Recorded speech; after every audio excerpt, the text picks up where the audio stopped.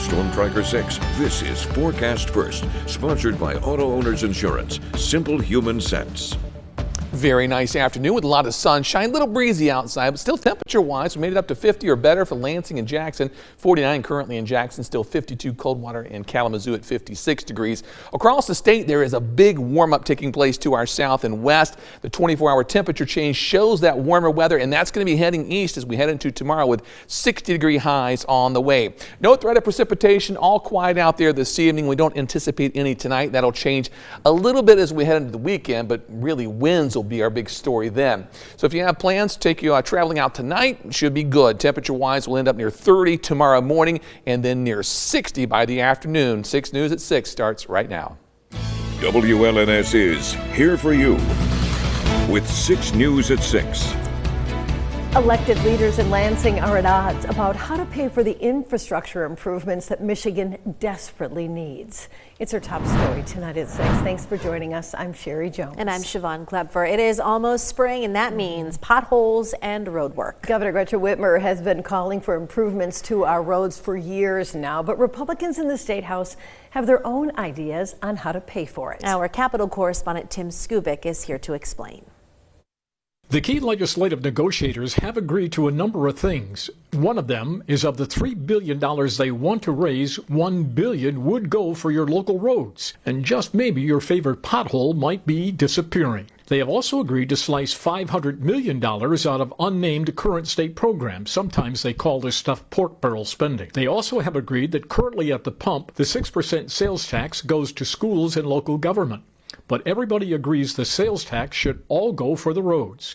They've got a plan to do just that. However, and it's a huge however, the two principal negotiators are miles apart on a key issue, a tax hike to fix the roads. The governor says one is needed, the Republican speaker says it is not, and neither has given ground 1 inch. Enter the discussion a possible compromise. The Republican chair of the House Tax Policy Committee, whose committee could play an important role in moving this legislation along, has an idea. First of all, he wants to see what comes out of the talks with the governor and the speaker. I'm open to looking at what comes out of the negotiations from the governor and the speaker. The Oakland County Republican lawmaker is not proposing any revenue increases, but he argues if one is eventually needed, he wants to use user fees, whereby taxpayers would have an option to pay the tax or not. If revenues have to be raised, I would like to have them in areas where the consumer can impact those by economizing and have some control,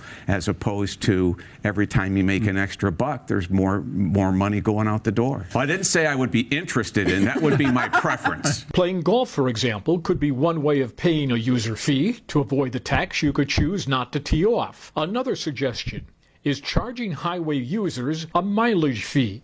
The more you drive, you pay. However, a tax on services has a checkered past. Ask former Governor Rick Snyder. He tried to get statewide voters to approve such a fee, and 80% said no. That is a huge number. And if the user fee does get to the floor for a vote, the opponents will certainly remind current lawmakers that 80% said no. Here for you in Lansing, Tim Skubic, 6 News. Police in Livingston County are investigating what they believe is a homicide from over the weekend. They say a woman beat and stabbed a man in the head and chest while he was on top of her. And that's how officers in Green Oak Township found them after being called there around 11:15 Sunday morning. We're told the man and woman were in a long-term relationship and lived together with their son, who was not injured. The woman was taken to a hospital to be evaluated and then taken to the Livingston County Jail. We are working to get more details on this case, but if you have any information that can help police, please give them a call. The Eaton County Sheriff's Office has been dealing with a string of car thefts in recent weeks. The deputies have made an arrest. That's right. Sheriff's Office says in the past month there have been about 32 calls about stolen vehicles. Of those 6 vehicles recovered, criminals got away with 7 vehicles. Deputies were called out last night and arrested someone shortly after another attempted car theft. No details about that suspect have been released so far. Tonight, Albert Avenue in East Lansing is back open following a water main leak that closed it earlier today between Hagedorn and Lexington Avenue. Some big utility vehicles had to be brought in, and workers dug several feet below the road's surface to fix that problem. The road had to be closed for hours as a result. Well, the new administration's efforts to shrink the size of the federal government have reached the Department of Education. Yes, the DOE is expecting to cut its workforce by nearly in half. Michigan Superintendent Michael Rice says that decision is an outrage, and he says it is likely a prelude to more cuts that will affect Michigan students personally, including educational programming, protections, and funding. And according to Rice, the Department of Education's work is especially important for our vulnerable students with greater needs, including those who are from low-income families and are homeless, live with disabilities, and are still learning English. Today is a day of celebration for new graduates of Ingham County's 55th District Court Sobriety Court. The 64th graduation took place this morning at the Ingham County Justice Complex. That ceremony brought the total number of graduates from the program to 868 since it started in 2004. Treatment courts like this provide an alternative to jail for people dealing with substance use disorder to address the root cause of their past criminal behavior. A lot of times officers don't see this part of the journey. We only see them, like Judge Allen usually says, on their worst day. But during the process, it's a lot of pain and it hurts. But yeah, I feel more human. Like I actually have emotions and I can connect with people now instead of being a recluse. You know, she's told me she's in the process and, you know, she said, I'm going to graduate and when I do, I want you to be there. And I'm like, yeah, let's do it. I'll be there. Treatment courts are good for their participants, but they're also good for the states. Research has confirmed states save billions of tax dollars a year and work better at preventing future crime than incarceration. A very dramatic situation has ended in tragedy. Tonight, a man has died after being pulled from Lake Chemung in Livingston County. A wind sailor got stuck in the frigid water, and then the rescue crews trying to save him got stuck as well. Take a look at this footage of that very rescue. The Brighton Fire Department was first on the scene trying to rescue the man who was stranded of ice, but conditions were so bad they had to call in the Coast Guard. They responded with dive crews, a boat, even a helicopter. The man was eventually pulled out of the lake and rushed to the hospital. But just a few minutes ago, the fire department confirmed that that man has died, and we'll bring you more updates as this story develops. From Storm Tracker 6, this is Weather First, sponsored by Auto Owners Insurance. Simple human sense.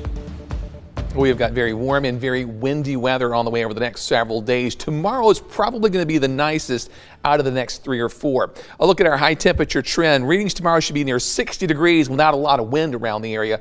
We'll be near 70 on Friday, but that's going to come with increasing winds throughout the afternoon and the evening hours, and then very windy on Saturday with highs once again close to 70, and that'll make that 44 on Sunday feel all that much colder as that powerful cold front swings through. There's going to be some severe weather with this storm system as well. For Friday, it's going to be off to our southwest. Storms rolling into mid-Michigan. We certainly could hear some thunder, but I don't think we'll see anything severe here. And then on Saturday, the severe threat begins to migrate more towards the south and east and really down towards the Gulf Coast states as our system just brings us a lot of wind. Satellite and radar, some cloud cover to the north, but we've seen lots of sunshine today. Really pretty nice overall. Precision cast as you're heading out tomorrow morning. No travel problems. I think we'll see mostly clear skies. Temperatures near 30, so jacket weather, and that's about it. Cold front remains to our north, so we are on the warm side of things tomorrow with a lot of sunshine and light winds in the afternoon. Really nice finish to our Thursday. As we move into Thursday night and into Friday, now we start to focus our attention to the southwest with that storm system getting organized, and it's going to rapidly move in our direction Friday night and into Saturday. So Friday morning probably starts out okay as well, and then you'd start to notice the winds beginning to pick up throughout Friday afternoon and into Friday evening. Speaking of those winds, precision cast wind gusts will take you through Friday evening. Winds gusting between 30 and 40 miles per hour by around 9 o'clock or so. Showers and storms probably hold off until after midnight, but the winds will stay strong, gusting between 40, perhaps as high as 50, even in the morning hours, and they'll stay in that same general range through the early afternoon and through Saturday evening, and they'll begin to get a lot lighter by Saturday night. So certainly, if not tomorrow, then on Friday, secure loose objects, trash cans, trampoline, things like that, the usual suspects in the yard when we have some high winds. Skyview Network, McLaren Camp still at 52 degrees. That is our high for the day. Gorgeous out there. As we check out the Grand Ledge cam, mostly sunny skies, temperatures at 51 after a high today of 52 degrees. On the Jackson cam, same story, temperature a little bit cooler at 49, but the high made it up to 51 after a morning low that dropped down to 27. And we've got blue skies in Hillsdale with our current temperature at 48 after a high today of 50. A little cooler to the north, upper 40s, but generally upper 40s to lower 50s all across the area. We're not going to get all that cold tonight. Pretty seasonal actually, with lows near 30 degrees, partly cloudy skies. Planning your day tomorrow, plan on getting outside and enjoying it. 50 at noontime with light winds and near 60 tomorrow afternoon. No complaints there, and I'm not going to complain about the wind on Friday because it's going to be near 70. A little more cloud cover on the way. An early morning storm Saturday and Sunday. Temperatures cold on Sunday, but near 50 for St. Patrick's Day on Monday, followed by readings near 60 by next Tuesday and some rain showers back in the forecast by the middle of next week. Okay. Wow. I mean, 70s, I've got a 60s. 60, I've got a 70, just missing some 80s, but I think the wind's going to be the biggest complaint this weekend, so you just got to dodge that, but enjoy the warm temperatures. It's like when they just dangle. This is spring. Remember what it feels like, and then wham, you know? Just kidding. I know. Yeah. Full spring. We'll take it though. I'll take a full spring any day, you know? Exactly. Right. I'm with you. Yep.